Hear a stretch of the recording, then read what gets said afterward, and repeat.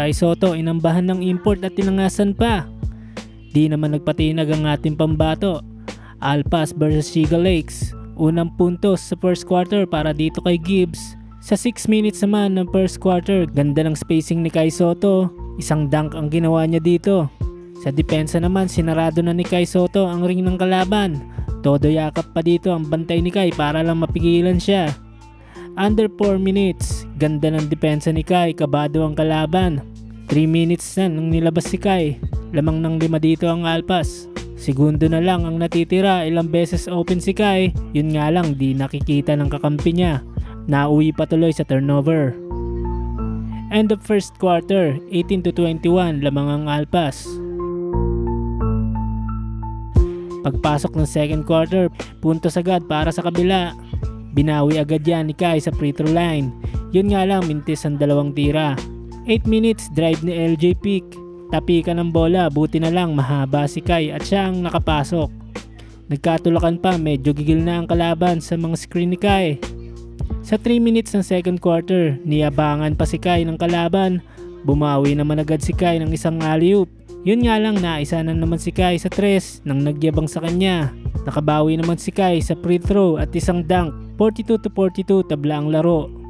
Last 57 seconds, nakakuha ng free throw si Kai. Galing ang foul sa rebound. Yun nga lang, isa lang ang pumasok. Binubupan ng crowd si Kai. 35 seconds nakakuha pa ng 3-point play ang kalaban. Nagmula ang foul sa bagong point guard ng Alpas. Dahilan para maging tabla ang score, 45-45. Natawagan pa ng unsportsman itong si Gibbs.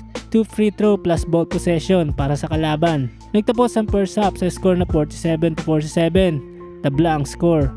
Pagpasok ng third quarter, isang follow-up check-up agad ang ginawa ni Kai para makaabante sila ng dalawa. Sa 8 minutes, grabe ang depensa ni Kai, isang block pa ang ginawa niya dito. Sobrang haba ng kamay. Napako ang score ng Alpas sa 59 mula nang nilabas si Kai. 3 minutes na nung binalik si Kai at sa kanya pa galing ang puntos para gumalaw ulit ang Alpas. 4 seconds na block pa ni Kai ang import ng kalaban.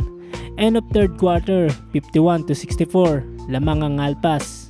Pagpasok ng fourth quarter, medyo mainit ang naging eksena. Naitulak pa ng bahagya ni Kai ang import ng kalaban.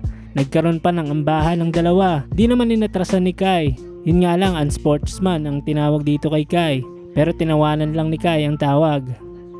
Under 6 minutes, isang follow-up check-up naman ang ginawa dito ni Kai.